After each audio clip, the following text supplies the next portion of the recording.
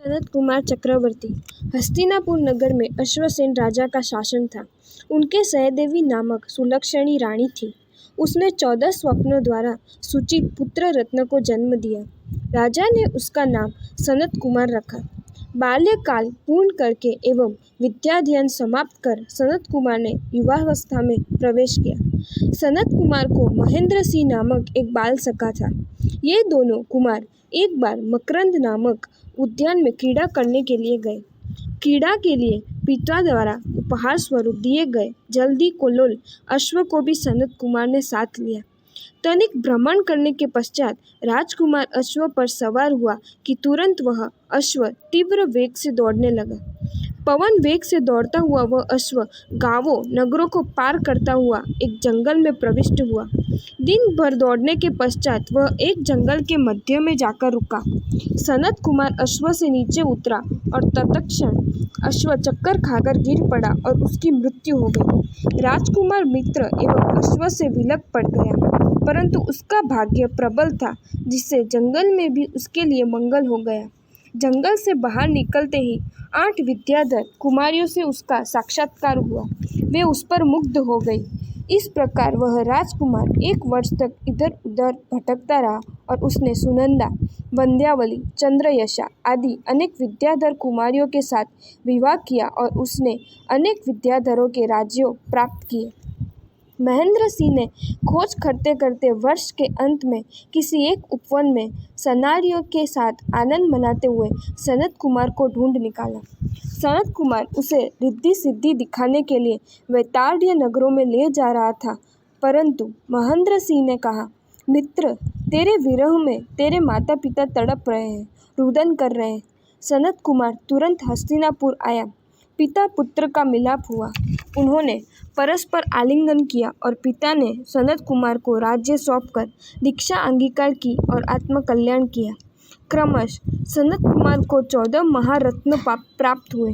चक्र रत्न का अनुसरण करके उसने भारत क्षेत्र के 6 खंडों पर विजय प्राप्ति की और नैसर्प आदि 9 निधियां प्राप्त की।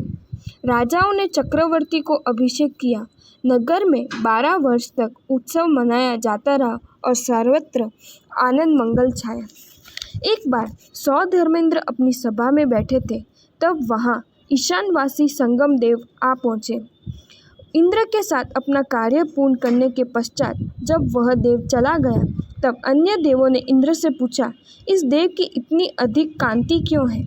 100 धर्मेंद्र ने कहा, इसने पूर्व में वर्धमान तप किया है, इस कारण इसका ऐसा रूप है।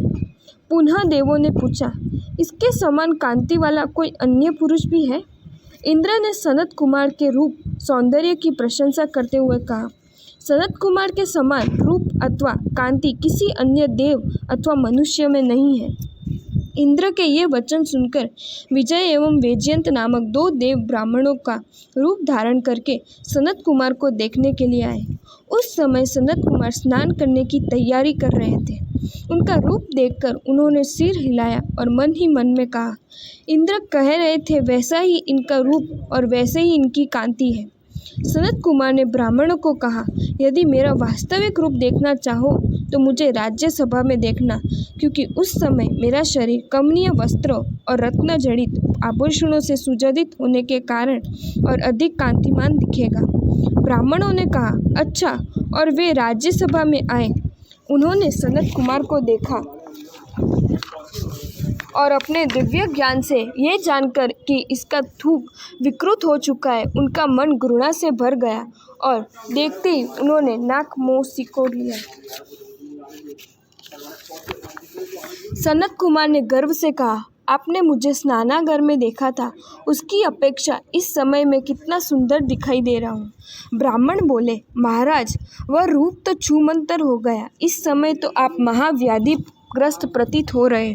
ब्राह्मणों की बात सुनकर जब सनत कुमार ने अपनी देह पर हाथ फिराया, तब उन्हें ये पता चला कि उनकी देह रोगग्रस्त होकर दुर्गंधमय हो चुकी थी। देवों ने अपना वास्तविक स्वरूप बताया और कहा, इंद्र द्वारा आपकी प्रशंसा करने के कारण हम आपको निहारने के लिए यहाँ आए थे, परंतु स्नानागार में जो रूप था वह अब नहीं है। राजा समझ गया, मेरे रूप का मेरे अहंकार ने ग्रस्त कर लिया है। मैं मूर्ख अनित्य देह से मूर्छित बनकर भान भूल बैठा। उस समय उनमें वैराग्य भावना जागृत हो गई और उन्होंने विनयेंद्र मुनिवर के कर कमलों से दीक्षा अंगीकार की। समंत कुमार राजर्षि की देह को सूजन, सांस, अरुचि, उदर वेदना, नेत्र पीड़ा आदि 7 महाव्याधियों ने घेर लिया। जितना सुंदर उनका रूप था, उतनी ही कुरूप उनकी देह बन गई। मुनिवर ने इसकी तनिक भी चिंता नहीं की। उनकी व्याधि की चिकित्सा हेतु आने वाले वैद्यों एवं देवों को वे उपचार करने की अनुमति तक प्रदान नहीं करते। वे तो समता भाव से समस्त व्याधियों को 700 वर्ष तक सहन करते रहे। छठ के पाने छठ करते उन तपस्वी मुनिवर को अनेक लब्धियां प्राप्त हुई और वे समस्त व्याधियों को सहज भाव से सहन करते रहे। वे विजय एवं वैजयंत देव पुण्य वेदों के रूप धरकर सनत कुमार राजर्षि के पास आए और निवेदन करके कहने लगे, हे महाभाग, यदि आप आज्ञा दें तो हम आपके रोगों को प्रतिकार करें। राजर्षि ने कहा, मैं तो भाव रोगों के प्रतिकार के लिए प्रयत्नशील हूँ। मुझे द्रव्य रोगों के प्रतिकार की आवश्यकता नहीं है।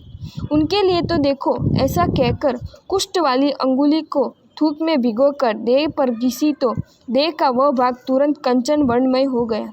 देव आश्चर्यचकित होकर बोले, रोग प्रतिकार की लब्धि एवं क्षमता होते हुए भी देह के प्रति निर्ममता रखने वाले राजर्षि, आप धन्य हैं। मुनिवर को वंदन करके अपना स्वरूप बताकर वे देव स्वस्थान पर चले गए। कुमार अवस्था में 50,000 वर्ष, मांडकिलपन में 50,000 वर्ष, दिग्विजय में 10,000 वर्ष, चक्रवर्ती के रूप में 90,000 वर्ष और व्रत में 1,00,000 वर्ष, इस प्रकार कुल 3,00,000 वर्ष का आयु पूर्ण करके सनत कुमार चक्रवर्ती विश्व पर उपकार करके तीसरे देवलोक में गए। अगर आपको ये वीडियो अच्छा लगा हो तो इस वीडियो को लाइक करें और मेरी channel Jain facts and stories को सब्सक्राइब करें। धन्यवाद।